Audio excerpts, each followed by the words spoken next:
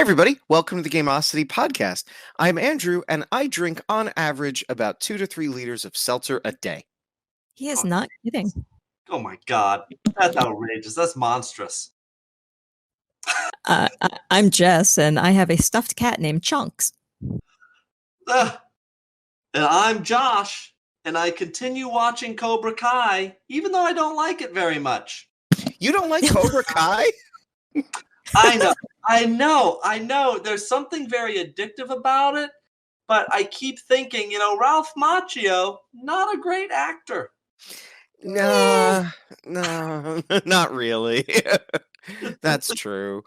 That's a show that kind of grew on me, and I have to admit, I know that. Well, for people who know me personally, they're like, "Oh, you must love it," but like, it actually had to grow on me. Like, it was not an automatic. Like, we watched the first couple of episodes, and Jess and I were like, "Eh."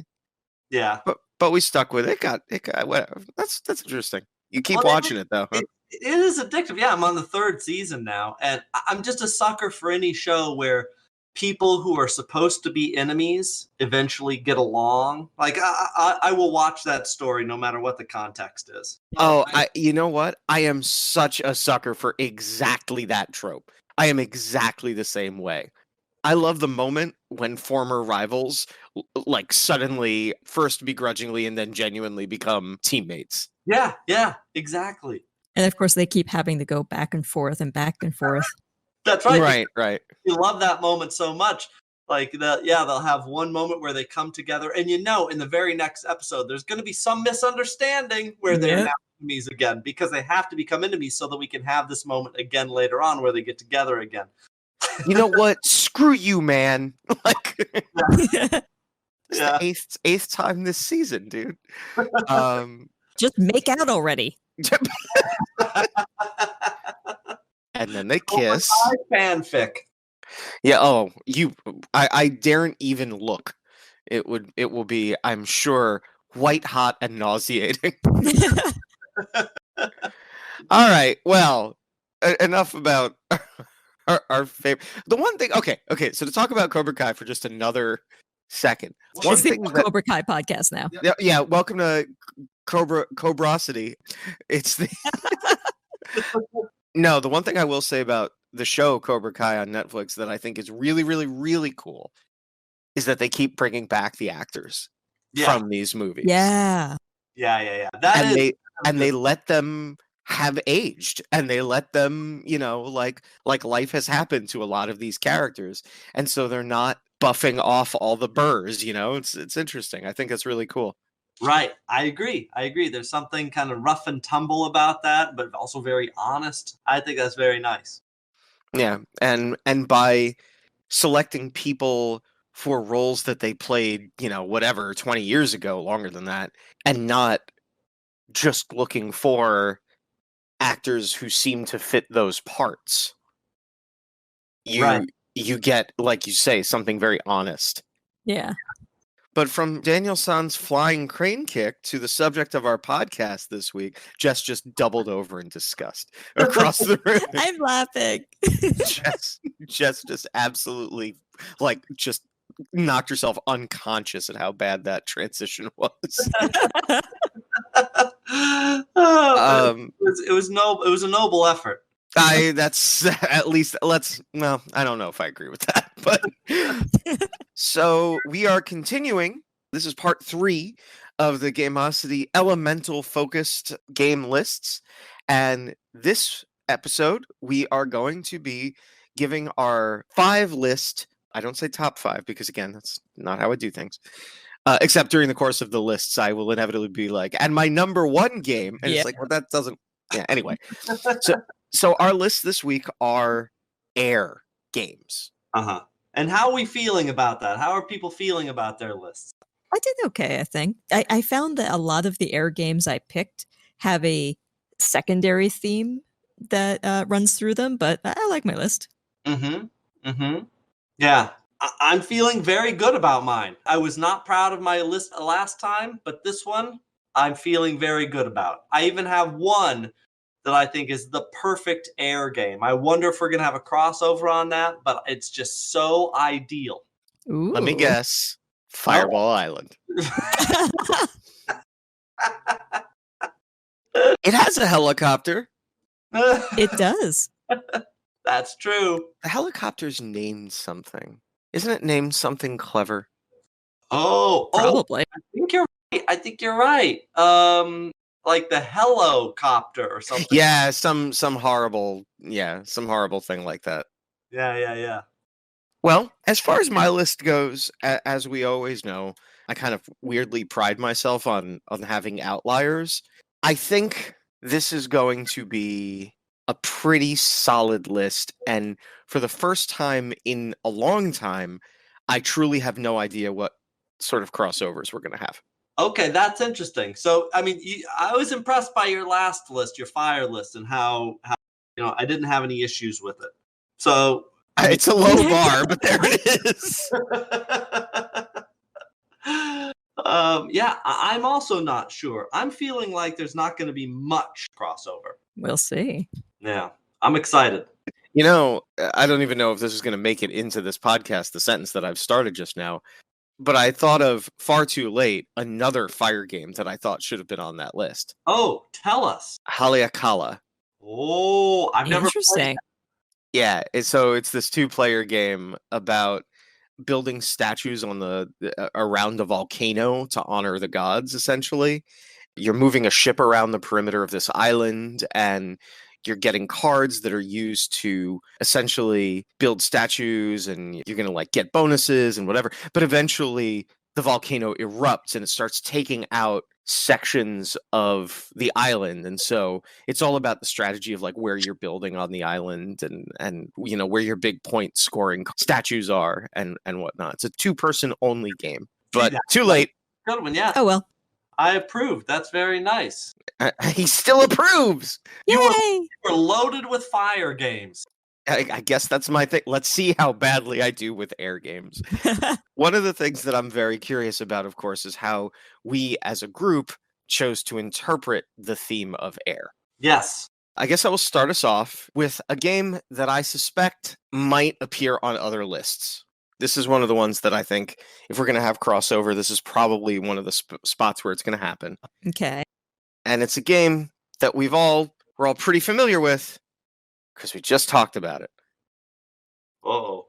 It's Steampunk Rally, baby.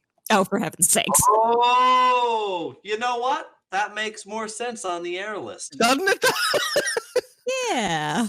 So Sure does. Nice. So Steampunk Rally, designed by Oren Bishop, art by Lena Crozet and David Forrest, published by Roxley Games. It is an airship race through the Swiss Alps between famous inventors. So like Einstein, Tesla, like all of these historical famous inventors, and you are building and running a great steampunk airship. And you're adding cards are the components of the airship, and so you build it as you fly. And there's a bit of a dice placement thing. I mean, I granted we talked about this last episode when you perversely put it on the fire list, but So what would you say makes it more air than fire? well, first of all, it is an airship race. That is true. So you're going across the Swiss Alps, and you're trying to do it faster and more effectively than your fellow inventors. And I love in Steampunk Rally how, I think I almost said this word for word last time, if I finish at all, it is in a flaming wreck that just barely careens over the finish line.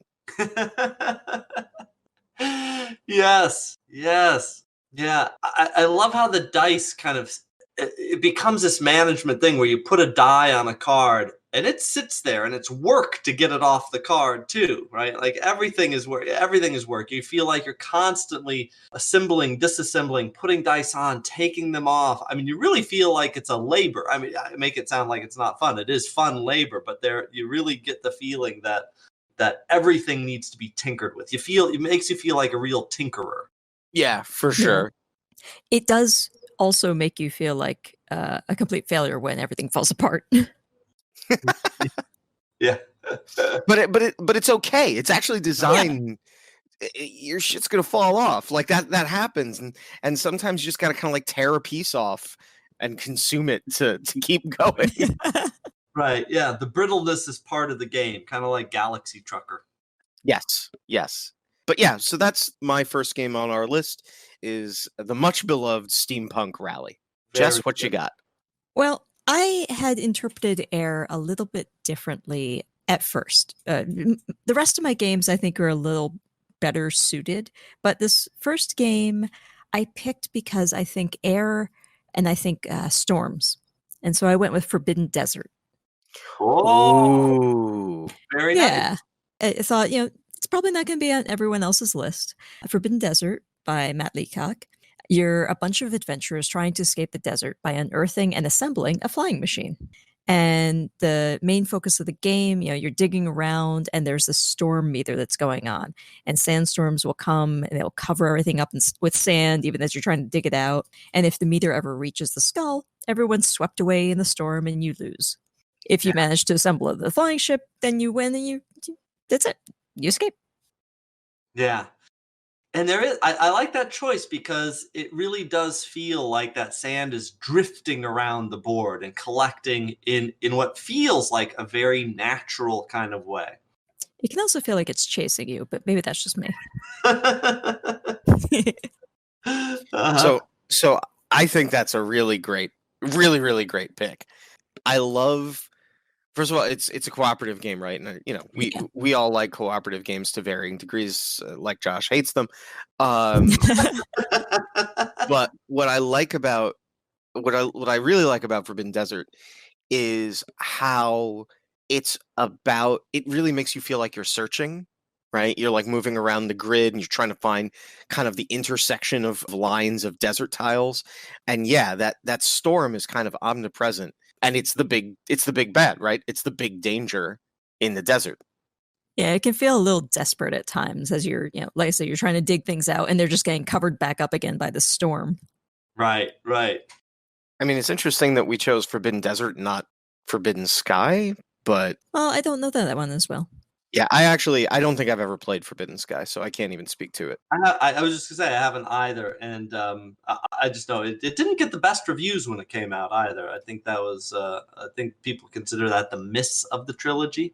Oh well, but thematically, certainly it makes sense. But I think this one makes a lot of sense too. I'm not knocking. Yeah. That was I realized that as it came out of my mouth that sounded snarky, but like I entirely think this is a good pick for the theme. Yeah. Sandstorm is a really brutal version of air. Yeah. And now I'm going to play Druida Sandstorm in the background for the rest of the podcast. Copyright strike. Whatever. Well, that's excellent. Forbidden Desert. Josh. Okay. So now I put my list in the order of least connected to air to most connected to air. My number one game is the most air game possible. All right, I'm just preparing you for a great selection for number one. Challenge accepted. Because my number 5 is a little cheeky. Are you ready for it? Go ahead. It's Gil Hova's The Networks. Where you play a television executive trying to decide which programs you want on the air. That's so smart. Bastard. You absolute bastard. Cheeky, huh? That's great. Tell the people why they should definitely play The Network. So this is a great game. I mean, for a number of reasons, but it's one of the most thematically evocative games that I know. Because you're literally, it's mostly just a card game where you're building a tableau in front of you, but each card represents either primarily programs that you're putting on your network, commercials, movie stars that go in the programs. But it feels so evocative of that project that you never think of these things as cards. You really think of them as television shows. So you'll look at this television show of yours and you'll think, well, this has been on the air for 3 seasons. should I let it go to a fourth season? It's going to lose interest, but it's going to cost a lot to put a different show on, which will get me more viewers. And yet, I don't know, is the transition going to be worth it? Should I just let this go for a little while longer? And I find myself really thinking about it in terms of television shows and not, as I do in most other games, this particular card or that particular card. Can I replace this card with another card? And that makes it, to me, such a great game that it's able to do that so effectively. Yeah, I absolutely love the shows in that, and I'll actually sometimes put shows on my network that may not be the best scoring or whatever. It's just I like the show. Yeah. It's such a, first of all, kidding aside, it's such a clever interpretation of the theme. Like, Yes. well done. Oh, thank you. I didn't know what kind of response I was going to get from that. I mean, I'm vetoing it, but it's very But it's a fond veto. no, and that is an absolutely great pull. It's an absolutely great game. That's one of those games where, you know, Gil is a personal friend of ours, so I am entirely biased and incapable of being icy and arbitrary in my assessment of his games. That's a lie, by the way. But It's an excellent game. But it is an excellent game. It is an absolutely excellent game. I remember the first time we played it, it was in prototype form before the Kickstarter.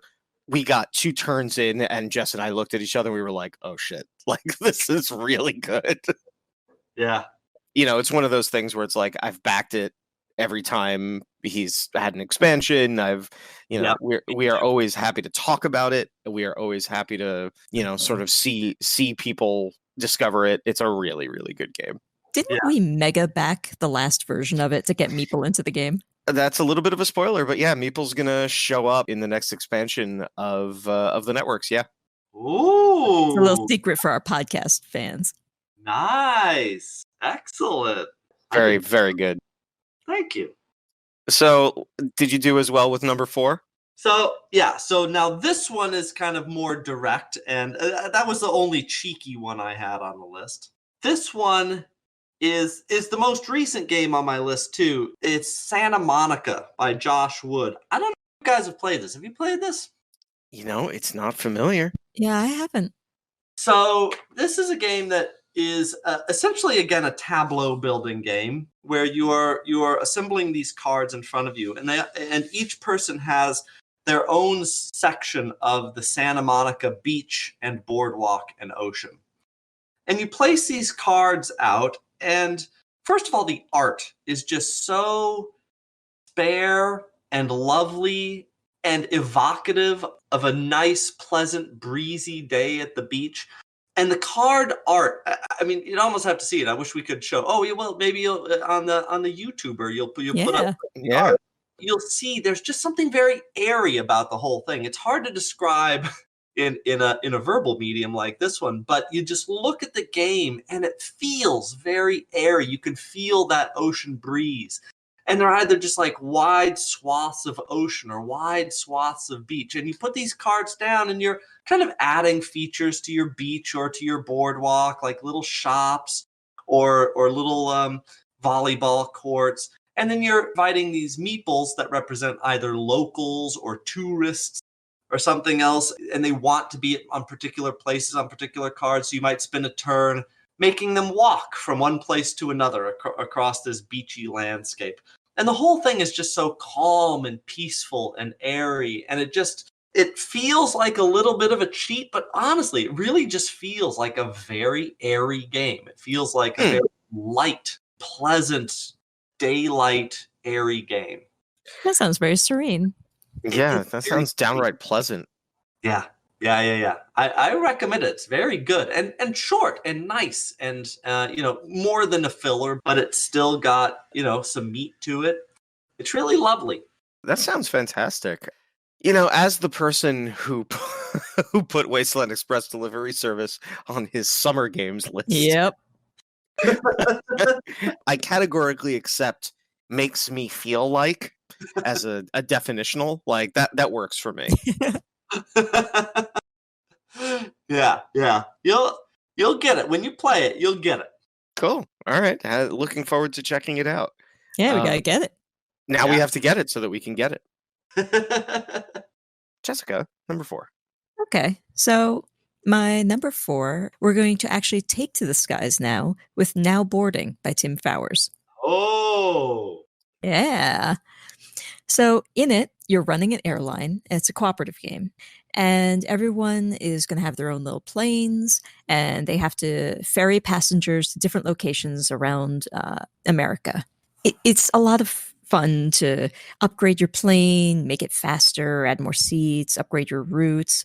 I sort of love like how thematic it gets when your passengers get angry over layovers and you get these complaint cubes. And if you get too many, then you'll get a complaint card and 3 of those, and you lose the game because everyone has totally lost faith in your airport. Right. So this is a really, really, really, really, really, really good game, in my Yes. opinion. I love, like, the thing that makes this work is the fact that everybody takes their turn simultaneously in real time. And Yes. and it's just this like seething chaos of airlines cutting their way across the country and people being like, and again, it's cooperative, right? It's not a game where people are at each other's throats.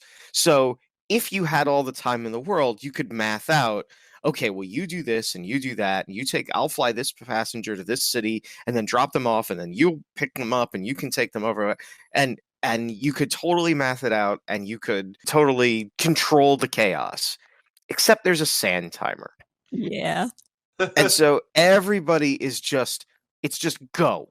And everybody's yelling, and you're trying to figure out like what the best thing to do is, and everybody's trying to stay calm, but the timer's running out, and you've got your people who you need to move. And it's such an effective use of a timer. And it really does feel like this like ballet of planes going back and forth across the country. When it's working right, it's amazing. It's like, it feels great to be like, I moved from this city to this city. I dropped this person off. I picked this person up. I'm going to that other city. You're coming into this city. You pick up the person that I took. You take them to Seattle. And blah, blah, blah, blah, blah. And like, it just, when it works, it's great because it's frantic and it's awesome. And when it doesn't work, it's better because it's frantic and it's crazy. Yeah, it reminds me so much of just air travel in general. Oh yeah, yeah. You mean it's just a kind of constant panic of getting from one place to another and switching planes and everything? Oh my god, yeah. I hate that. Well, it does seem like one of those games that kind of an efficiency game, and there's something about organizing something that I always really love, and I'm always drawn to games where the purpose is to organize something, to streamline something, to be as efficient as possible. And so that sounds really appealing to me. I haven't played that one, but I like the sounds of it. That is definitely a game you should play, and it is a game we should just put a camera pointed at you while we play it. Yeah. Because you'll be shrieking like nobody's business, and it'll be fantastic. So Tim Fowers designs really spectacular games. I think Now Boarding, I don't think it's my favorite of his games, but that's only because I like so many of his games. He's a really good designer. He's a great designer. Ryan Goldsberry is the one who does all of the art for Tim's games. Yeah, I love that art so much. Yes. It's like the Burgle Bros art is so good. And there isn't a ton of art in Now Boarding, but what there is that it's that signature, what has become the signature Tim Fowers games art, because he always uses Ryan Goldsberry. It's a great game, to the tune of, it was also on my list. So, wow. Whoa! Yeah, yes, absolutely. This is the kind of game that I don't think anybody, like, I think it caters to a very specific kind of play and a very specific kind of player, because the lack of the ability to, like, the randomness and the chaos is mostly around coordinating a room full of people, like a table full of people, with a limited time and conflicting goals, aside from the fact that they're all, you can't just abandon the rest of the table. You succeed or fail as a team, and yet you also have, like, it's this patchwork of priorities. Right. And I think it just And it's the definition of a pick up and deliver game. You are literally picking people up and delivering them to their destinations. And the real time element makes it sing. It really, really does. And yeah, so this was on my list as well, in basically the same spot, in the number 4 spot. Nice. Well, there you go. And I like a pick up and deliver. I know some people don't like a pick up and deliver game, but there's something very appealing about those to me. Yeah, me too. I actually really like them. Usually pick up and deliver games are about, it's about efficiency, and adding the time element the time element works because it's also cooperative. It's just really, really well tuned. Right. No single piece of it would quite work without the others. So it's good. Nice. Very good. Well, since we've already rolled over your number 4, how about your number 3? So my number 3 is a push your luck dice rolling game. I was just waiting to see if Josh would tense up because first of all, push your luck dice rolling. Sound of that. I'm intrigued. Designed by Aaron Weisblum and illustrated by Gaëtan Noir, and it is Celestia. Oh, nice. So in Celestia, everybody is together on an airship that is flying between these fantastical worlds. And for every world that you move to, the group as a group needs to overcome challenges. So dice get rolled, and that determines what cards will need to be played or resources will need to be spent in order to move on to the next world. And you can, of course, you're all in the same ship, so you want to spend resources together, and every world that you make it to will be worth essentially more points. But every time you get to a world, you can decide whether you're going to stay on the ship or not. And if you stay on the ship, then you get to go to the next world and potentially get some points. But if you're on the ship and if you're on the ship and you cannot overcome as a group the challenge, then the ship crashes and anybody who's on it doesn't get any points, and you've essentially busted. Yeah. I am terrible at that game. Well, it's a very clever game, and I was going to say, too, I think I've only played it once, and I really enjoyed it, but, and this, may come as a surprise to you, I did not win. For our listeners who may not be familiar with Josh's proclivities as a player, he is, in games, the least risk-averse person I've ever met, which is a nice way of saying he doesn't know when to stop. Yep. Oh, I have a weakness for the push your luck. I want to take you to Vegas so bad. It's going to be so fun. If you want to bankrupt me and make me a homeless person, then that's the way to do it. Yeah. Yes. Yes, that is what I want. But yeah, so I think Celestia is really cool. I think it is, I like the idea of we're all in this together until some of us aren't style.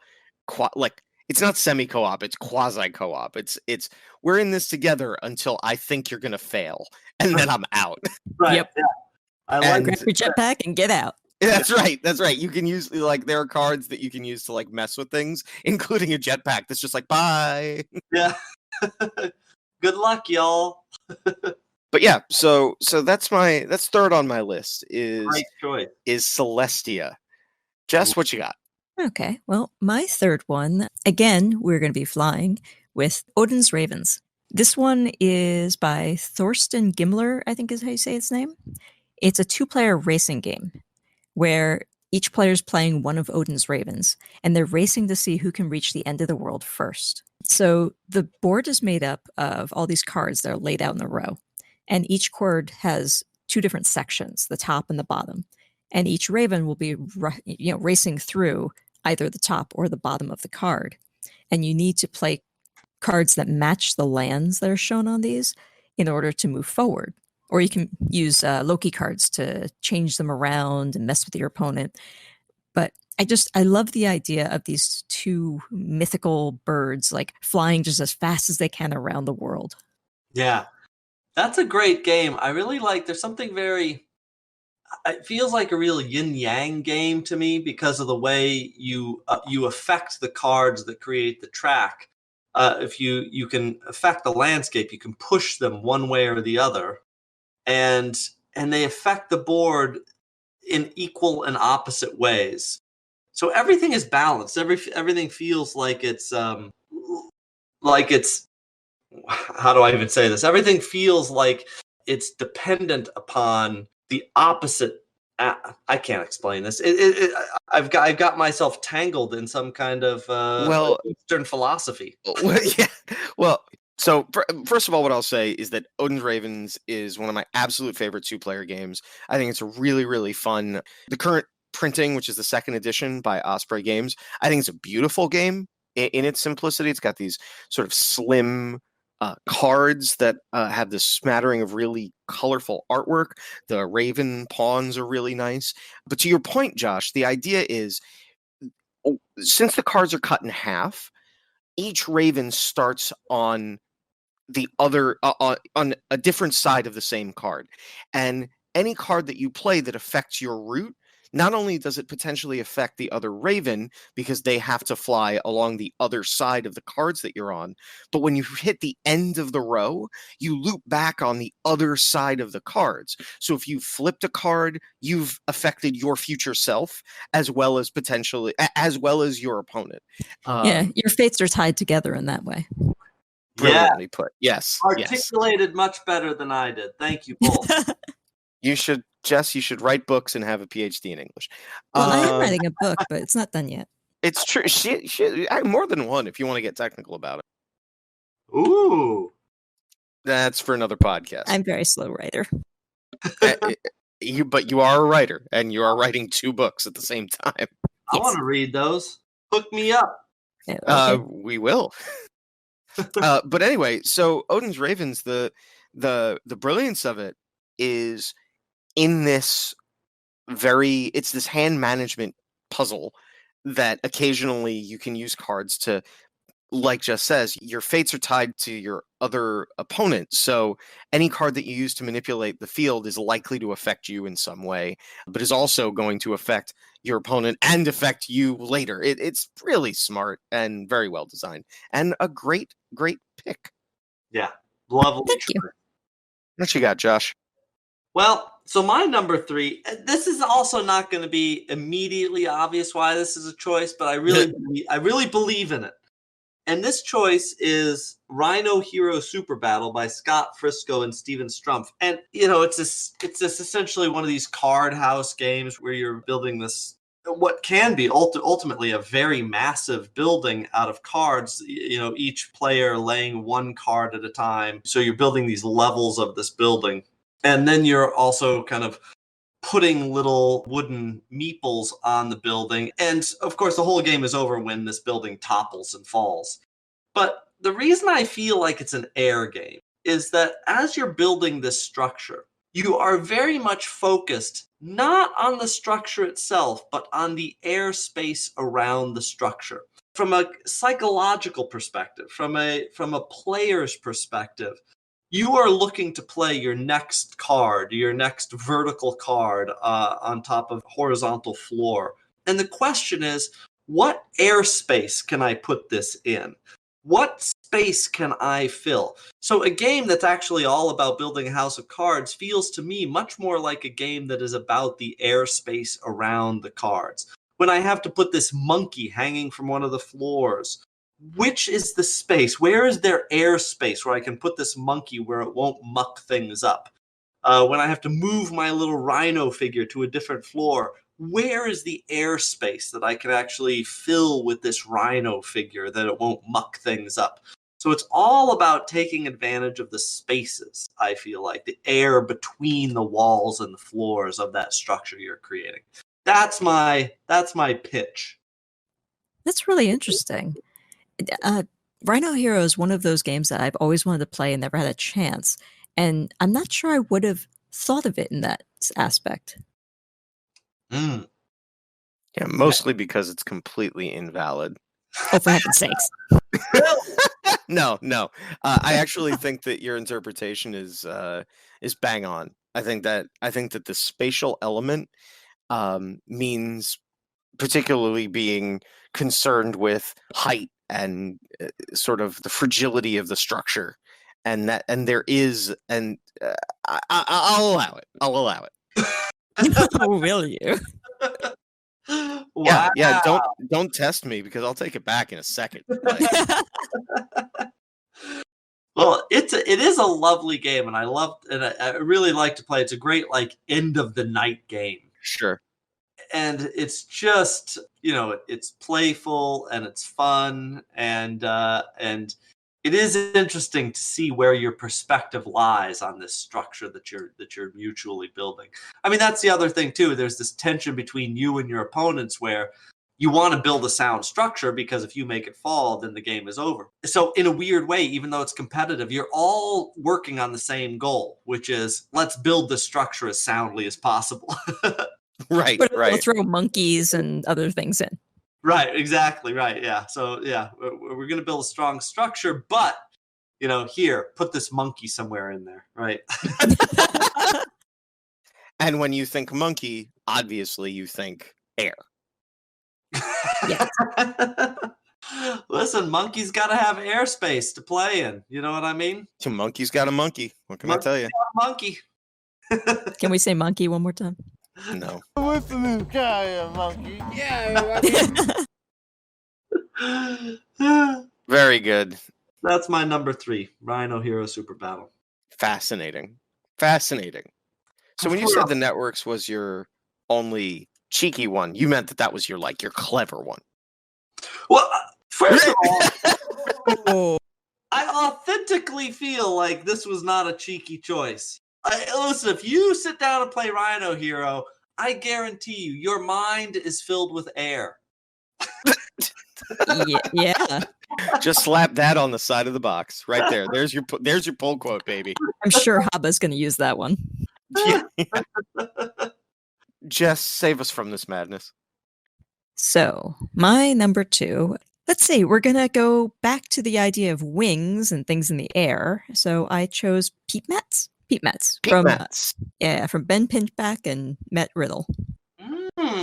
Nice choice. So good.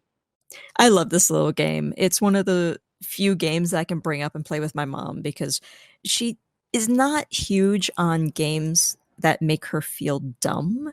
And so she likes games that are accessible and sort of easy to play. Yeah, I think you're selling your mom a little short.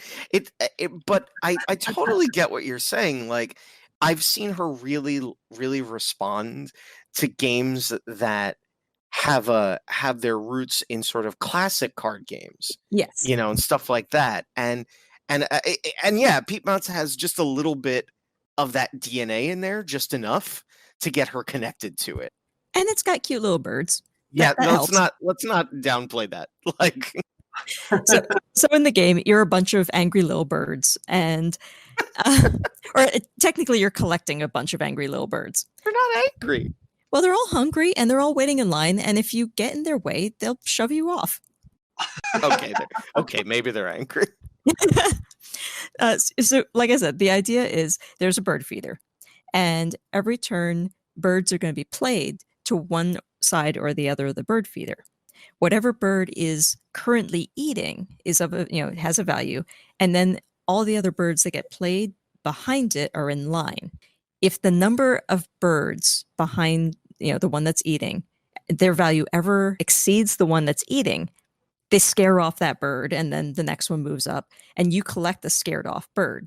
So the game is all about trying to figure out when to play certain values to get the birds that you want to build your sets to win the game. Oh, interesting. It's got a whole survival of the fittest kind of theme to it. Yeah, but with cute little birds. Yeah. Angry as they might be. Yeah, I think this is one of those like weird hidden gems from designers Ben Pinchback and Matt Riddle. All of their games are. That's true, but this one feels like it's not. All right, well, who am I to say? But it doesn't. it feels like less well known than a game like Fleet, for example. It might be because the title isn't translated. It might be. It also might be because it's published by Lookout Games. It could also be the fact that it's got cute birds on the cover. You should play this game. Like, it's a good game. It's a great little hand management game. I absolutely love it. Yeah, that does sound very good. I'd be interested in playing. It's not a game that I've played, though I've seen it. I've seen it around, and it's intriguing to me. It's kind of fun because there are moments where things like squirrels and crows will show up, which will sort of ruin your sets and you don't want to collect them. And so there are times when you're trying to play to not get the card that's in line. Yeah. There are times when you're just like working hard to not take the card that will mess you up. And eventually you'll get to the situation where somebody has to take it and it frees up the line and whatever. It's really, really clever. Oh, yeah. That's a good choice. I like that one. What else do you like, Josh? Well, my number 2, and I'm not going to take any nonsense on this one. Yeah. It is a game by Daniel Skjold Peterson and Asgar Harding Granerud, and it is a relatively recent game from Days of Wonder called Deep Blue. And this is a game, it's a push your luck game, so I have never won it. But it is about going on dives. Joshua? Yes? I see where you're going, and I think it's very clever. Yes. Well, this one is literally about air. Because you dive down as deep as you can go, and your air will run out. And the question is, can you gather the treasure you need to gather before your air runs out? And you pull these little gems out of a bag, and some of them indicate that your oxygen is running out. And do you continue to dive? Do you stop diving? It's a really terrific push your luck game. And there are other games that even have this theme that I could have put on there, and I wondered if you guys might put one in particular. But this is my choice for a push your luck diving game. Primarily because you're also pushing other people's luck. If I go on a dive, anyone in the vicinity can join me on that dive, and they can take advantage of it as well. Though they don't get to decide when to stop pushing their luck. I decide when to stop pushing everybody's luck. So you can screw everyone now.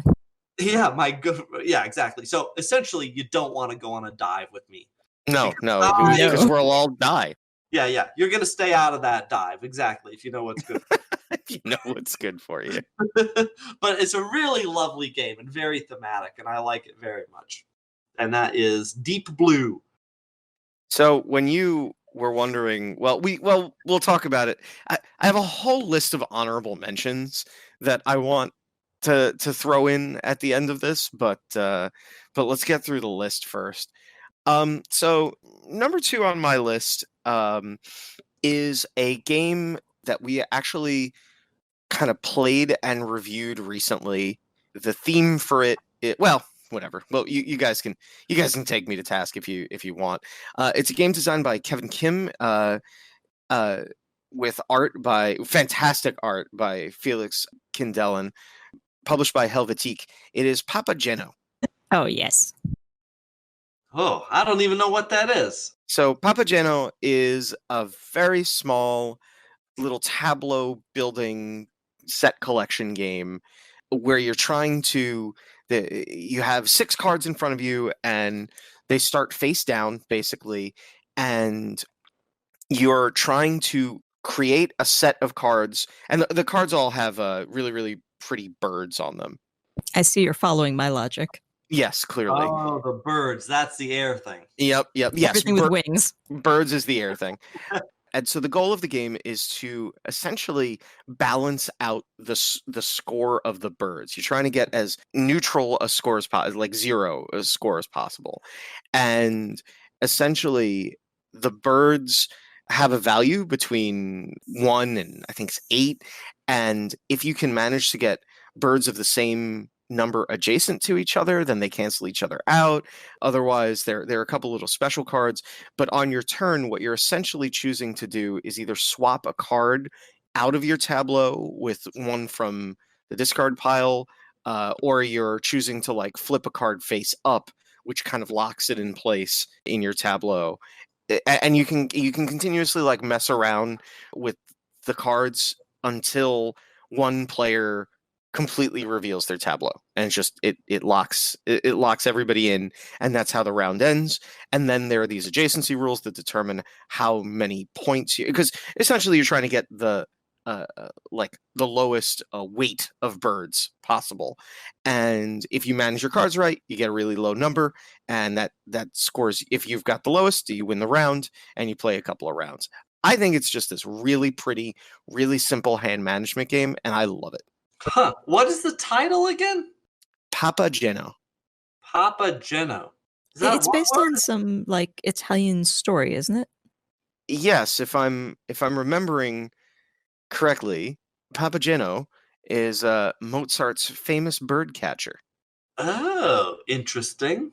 And he's this, dude who plays the panpipes and attracts the birds, and it's just I guess clearly you haven't played it. This is one of the games that we played relatively recently, and I'm just sort of taken with it, and pretty birds, and that's number 2, and I don't want to hear about it. Listen, it's got birds in it. That seems like an air thing. Yeah. Yeah, if we're gonna let Peat Mats get away. Hey. No, I totally agree. I wonder if there will be any other bird games on this list. We'll see. We will see. I do have to agree with you on Papageno, though. It is such a perfect little game. I love that it is just a small stack of cards that you can put in your pocket, take with you anywhere. Yep, absolutely. Take with you anywhere, play anywhere game. I think it's great. Very nice. Well, all right. Here we are. We're at number 1 now, right? We are at number 1. It's the moment. Okay, I'm excited. Jessica? Me first? Why not? Oh, she just turned a page in her notes.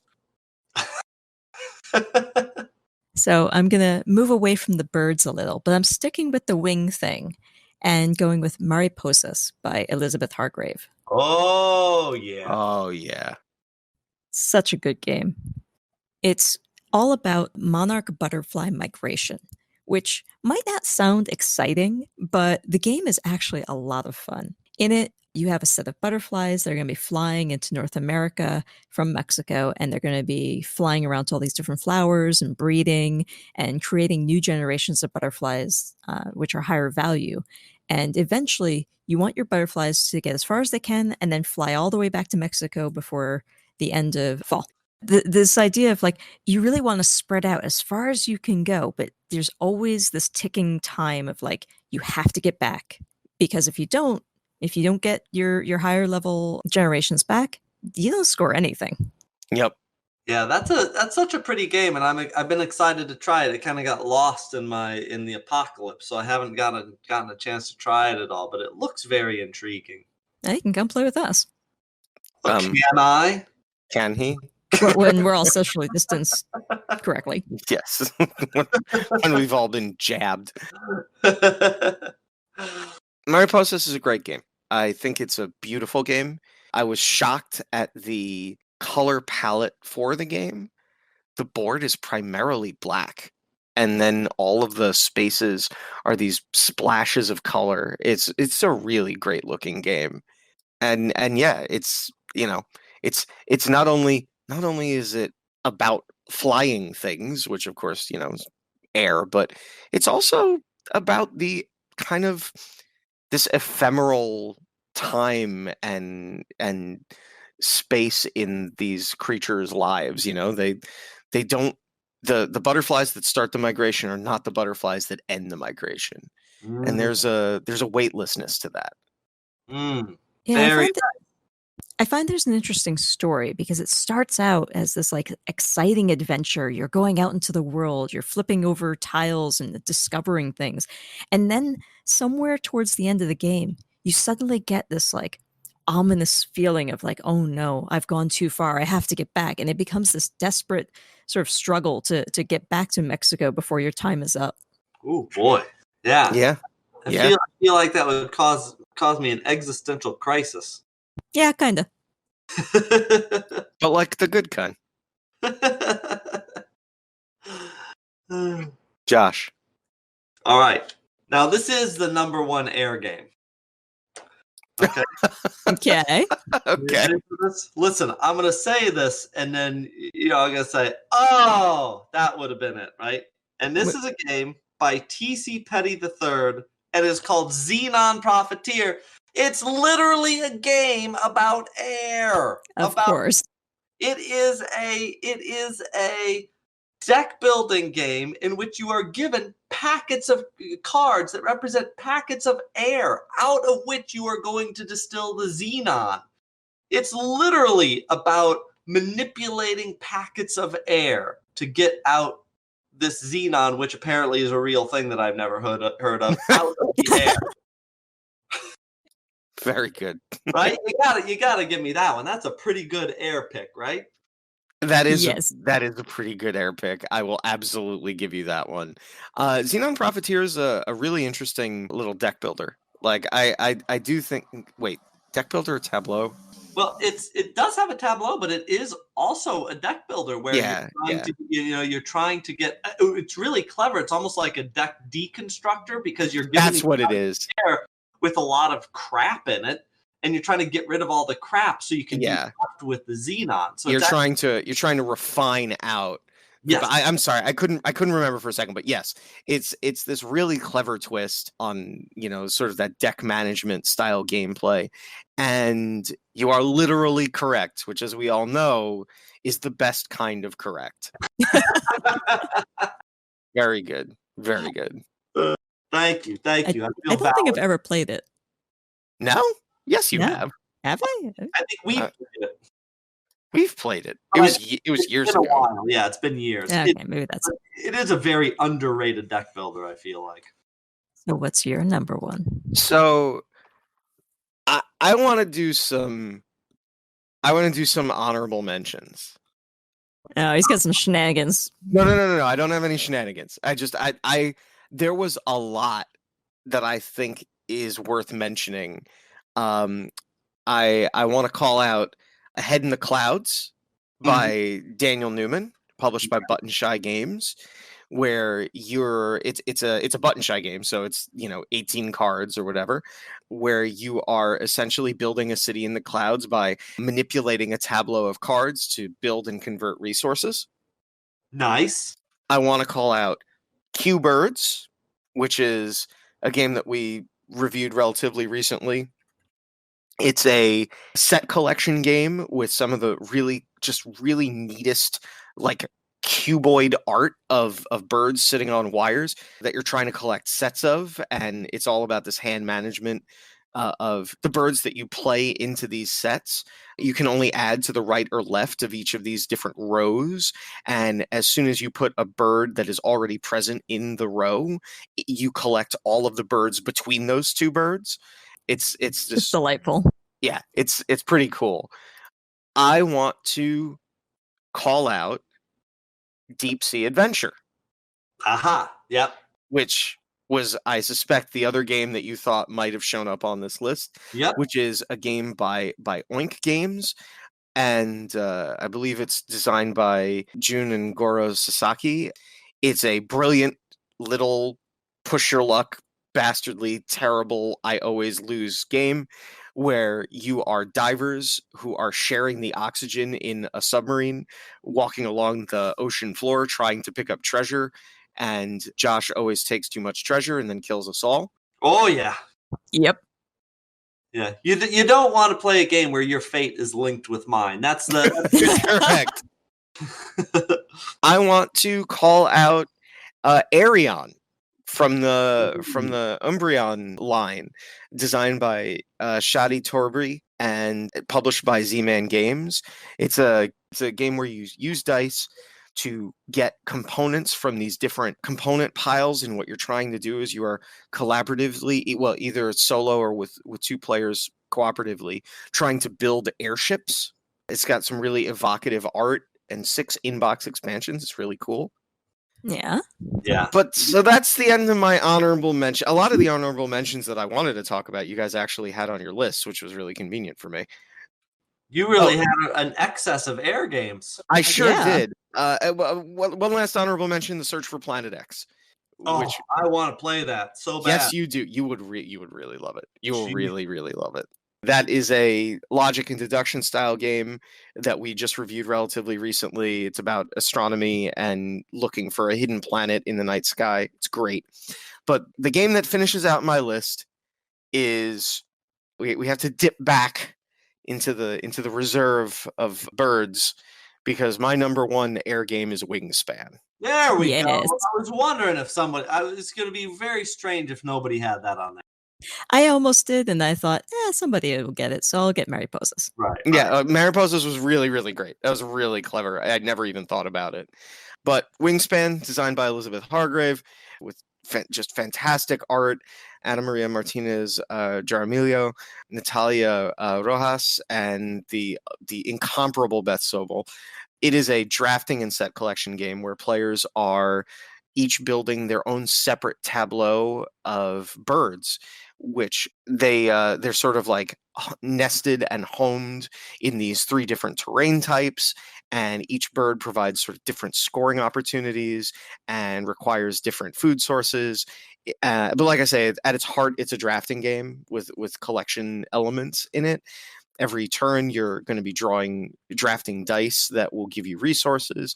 Spend those resources to attract birds to your locale. Use the birds' unique abilities. It has it has 2 expansions now. I don't know if I'm 100% right about this, but there's something in my head that tells me that I think the game has no duplicate bird cards. Oh, I think you're right about that. I do believe you're right about that. Yeah. Yeah, it is. It's a beautiful game. The components are gorgeous. I haven't played either of the expansions. Oh no, I'm sorry. I played the first expansion. I haven't played the Oceania expansion yet. And everything about it is so well designed. Like Elizabeth Hargrave did such a great job on the design that it is so playable. It is a slightly it's not like a light game by any stretch. No, it's a bit heavy. But it is a game I feel like I can introduce people to, and the theme holds them so well. And then they're in the mechanics and they start seeing the synergies and the combos between the birds, and it's all just it just works so well. Yeah, it's an interesting gateway game for a heavier type of game. Yeah, it is an invitation, like an excellent invitation to come play something that has a bit more tooth to it. Yeah. It's a great choice, and it's a clear choice, and it is it's just such an elegant game too, and just enough complication while still being playable, colorful, approachable. Great choice.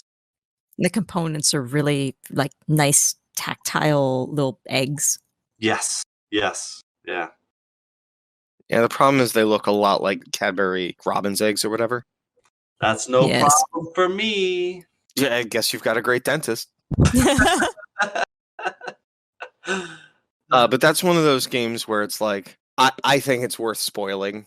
You know, get some upgraded components. The cardboard chits for the resources. There's a million replacements out on the internet.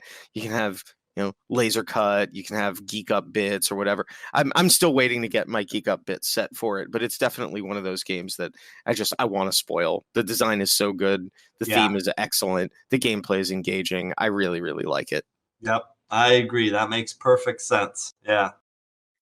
And so that is our 5 plus a whole shit ton of extra. And we still have fan suggestions. Well, I was going to say those were ours, and I'm led to understand that maybe some people yelled at us on the internet about some stuff. I'm wondering if there's going to be any crossover. I'm excited to hear this. We do have a little, or maybe a lot. At the Adam Factor said Wingspan's an easy pick for me. Mm-hmm. Let's see, we have at MD Ridlin said Celestia. Yeah, I'm surprised he didn't call it Peat Mats. And then, of course, at Steve Retka said Petrichor is great. Petrichor. I've been curious about that. Yeah, I've never played. I've never played it. Interesting. Well, that's also it would have been a good water game too. Yes. Yeah, because it's weather, right? But I totally think that it fits thematically. I've never played it. I really have always been curious about it. I haven't either. Yeah, but it looks really really pretty and fun. Well, perhaps his suggestion will inspire us to go try it ourselves. Yeah. Well, if anybody else wants to make any suggestions about games that they think that we should be playing, please do so. Either yell at us on Twitter or hash it out in the comments of wherever this is posted. Thank you so much for listening to the Gameosity podcast. It's been our absolute pleasure to talk about air games, and we will just have to wonder what's coming next.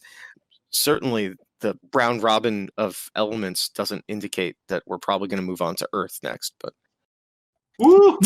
I've got a load of Earth games. Yeah, Earth is going to Yes. be, well, that's another podcast. Anyway, everyone, thank you so much for listening. If you've got suggestions for either games we should play, as I said, or topics for episodes of this podcast, or just sort of general, incredibly enthusiastic feedback in general, we are more than happy to hear from you any way that you choose to convey to us. Thank you for listening. I'm Andrew. I'm Jess. I'm Josh. And this has been the Gameosity Podcast. We will see you next game. Bye. Ah, Why do we do it? I don't know. lean into it. Lean into it. Forever and ever.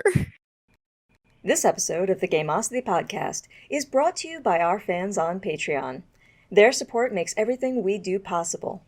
If you'd like to join Team Gameosity, then please check out our page at patreon.com/Gameosity. Thanks, and we'll see you next game.